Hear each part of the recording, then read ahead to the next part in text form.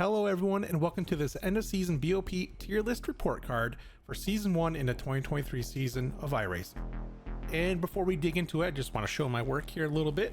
As you can see here on this spreadsheet, I've been filling in all the rankings throughout the season for each weekly video I do. And after applying a little bit of math, calculating the final letter grade, the entire season overall. So let's dig into it. And starting off with a touring car challenge fix, and no surprise, the Elantra was the dominant car by a wide margin all season long, and it's going to go S tier here. The rest of the group were much closer together, as the Veloster finished a B+, the Civic C+, and the Audi C. And for the Open Series, the Elantra claimed the throne in S tier, then the Veloster B with a Civic C+, while the slowest car this season was the Audi, going in a dismal D+. And before moving on though, it must be noted that iRacing thankfully has noticed this dominance of the Elantra and has implemented BOP adjustments going into season 2 for the TCRs. And on that note, interestingly, they seem to be taking the approach of nerfing both the Hyundais while making a slight adjustment to the Honda Civic in an effort to bring them all a little closer to the Audi, which remains unchanged. So I'm looking forward to see how these BOPs pan out in week 1. The series goes to VIR, and I'm even more excited for week 3 when the TCRs turn to Brands Hatch. We can do a direct comparison to season 1 when that series was also at Brands Hatch. Also of note, which may or may not affect these cars differently, is this season they've also received the reduction of aero drag effect and that coveted improved ABS braking system. And so maybe during that week 3 comparison at Brands Hatch, we might be able to see if that played any effect on top of the changes they made to the BOP itself. All right, moving to the GT4 Fix series. Overall, all the cars fared well with respect to each other, with the cream of the crop belonging to the Mercedes at an A+, with the Aston Martin at an A-. Those were followed closely behind by the BMW, scoring a B+, and the McLaren a B. And the slowest car overall this season, with no surprise, was that Porsche, scoring a C-. And moving on to the Open Series here, we see one car separate from the pack with setup adjustments enabled, that being the Mercedes, scoring an S-. Aston, McLaren, and BMW got even more close to each other, scoring a B+, a B, and a B respectively. Then the Porsche made no ground with the setup adjustments, scoring another C-. Now, no update is being applied performance-wise for any of the GT4 cars this season, for the season 2 release notes, other than that drag effect that we saw with the TCRs for following cars being reduced overall. I like to keep an eye in particular with week 2, where we can directly compare results with season 1 week 9 findings when the series was also at Sebring, and maybe here we can see if any of those changes to the aero have any negative or positive effect on a car per car basis. Okay, next up is the GT3 Challenge Fixed, and before I can get into it, I do want to note that this and the other GT3 series final grades are only utilizing scores from week 5 through week 12. This is due to a patch that was dropped week 5, altering GT3 BOPs across the board.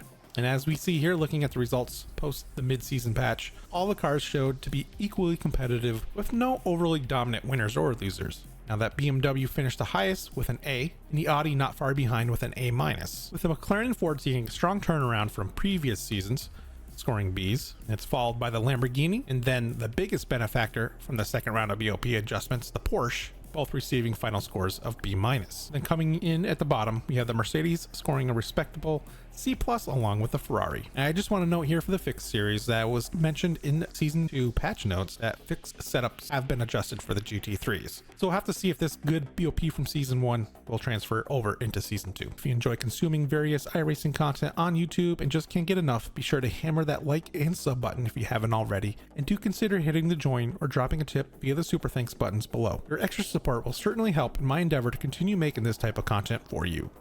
Okay, with that said, now let's see how the GT3 is graded out in the open setup VRS Sprint series. Now note here, week 9 grades were also dropped as a special event BOP where Bathurst was used that week. I did not want that to influence the final results. And okay, as you can see here, the Audi moves up slightly, grading out to an A. The BMW and Lambo both received a B+, with the McLaren a B and the Porsche a B-. The Ferrari scored a C, while the Mercedes went to bed with no dessert, grading out at a D+. We'll have more on that Mercedes in a little bit. And next up is the multi-class open setup IMSA Hagerty series. And a note for this one is that the week 6 grades were dropped as a special event BOP for the 24 hours of Daytona was applied for that week, which I did not want influencing the end results. And seeing here, it looks like the track schedule seemed to favor the Audi a bit more than the VRS schedule, as it grades out at an A+. Same for the Lamborghini, getting an A-. Both the BMW and Porsche scored Bs, with the Ferrari receiving a C+, and Mercedes in last, a slightly better C-.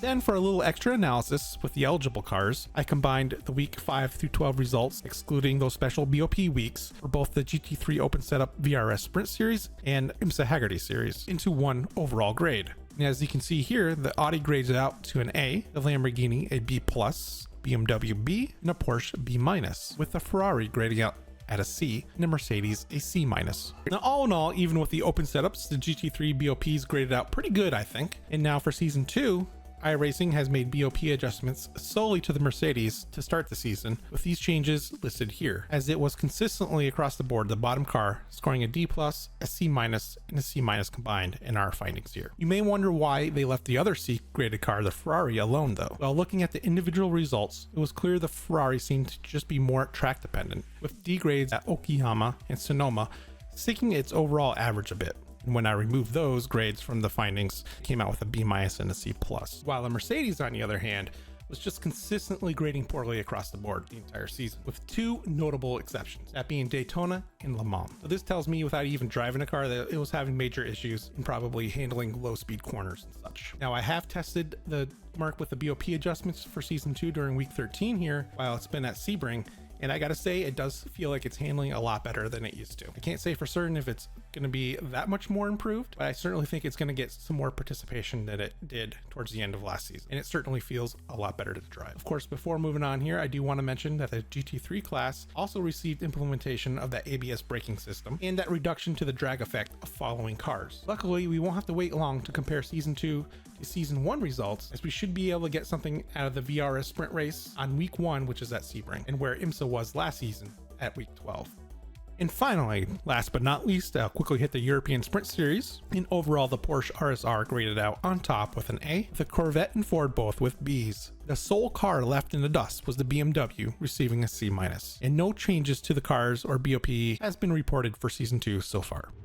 There you have it, folks. Be on the lookout for that always exciting first weekly BOP video of the season in the next 3 or 4 days or so. But in the meantime, you can go check out one of my other most recent videos up in the right hand corner, and you can check out the links below if you wish to offer further support or to check out my other socials such as Twitter, where you can hear me moan about injustices to my sports teams I follow and other various musings. But until next time, safe driving.